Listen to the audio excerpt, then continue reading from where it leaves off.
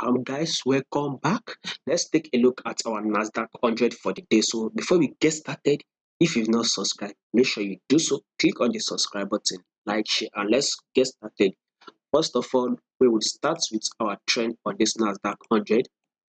Clearly, we can see that this trend is a bearish move, right? This is a downward movement. Even if you have to zoom it out further, you'll see that we've actually been making this bearish move on NASDAQ 100.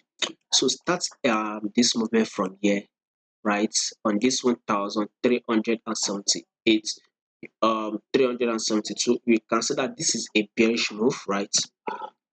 Now take a look at this movement here, right? We saw that price kind of drop on this NASDAQ 100. We saw a pullback, right? We saw, notice this level, then price broke below it, right? This is the level why I've highlighted it. Then price broke below it, then we saw price came up, price up, tested this level, right? We saw price dropped again, and now price has rose up to this level, right? We saw price again dropped. Now price has actually rose up close to this level. This is one of the reasons why I highlighted this level up, which will be taking it as our resistance level, and this level that I've highlighted below, we will be taking it as our support level. So we clearly can see that once price comes to this level, we tend to see a rejection. So now that price has come close to this level and it is giving us a rejection, the next movement or place we'll be seeing this NASDAQ 100 drop to is this level here, which is a level of 10,858. Currently, we are trading at a level of 11,000 by the way. NASDAQ 100 is still trading at 11,000. So we should be expecting a drop of 10,000. So that would now take us to our 4-hour time frame. Also, our 4-hour time frame. Now let's take a look at this 4-hour time frame. We have to zoom it out, right? We saw rejection here, reacted here. We saw a rejection here. We also saw a rejection here. So price was close to this level, and now it is dropped. What do you expect it to drop next? We expect it to actually drop to a level of 10,000. Let's see if you can take out this level in 2 days time. I don't know how it will play out. If you can take it within Tuesday and Wednesday on NASDAQ 100, then fine, it's a good movement. So we would want to see this drop a little bit again of a pullback on NASDAQ 100.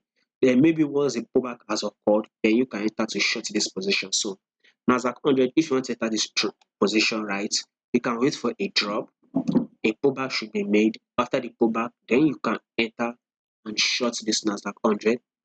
Or you can wait for this price to break below the 10-period moving average. You all see this price is close to it has even tapped our 10-period moving average.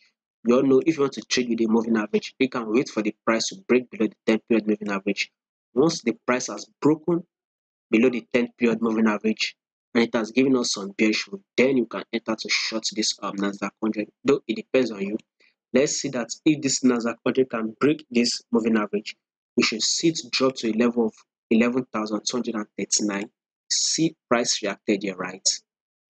Definitely we want to see price drop to this same level and react to. So once price has reacted to a level previously and it gets to that same level, we will see a reaction at that same level. So we are seeing this NASDAQ 100 drop to a level of 11,239 before a reaction of a pullback will occur.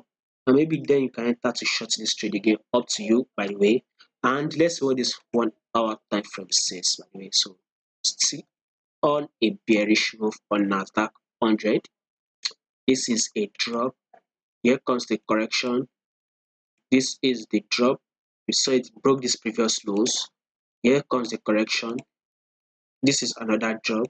Here comes the correction.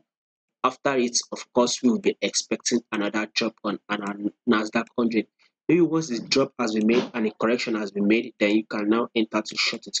For those that want to enter this trade now, since the correction has just been made, then it is good you can enter this trade. But if you want for the price to drop further down before it makes a correction, before you enter your trade, then fine, you can wait for the drop. A pullback should be made before you enter your trade. So it is up to you by the way. And you can see that this price is below the 10-period moving average. So NASDAQ 100, we are still on a bearish move.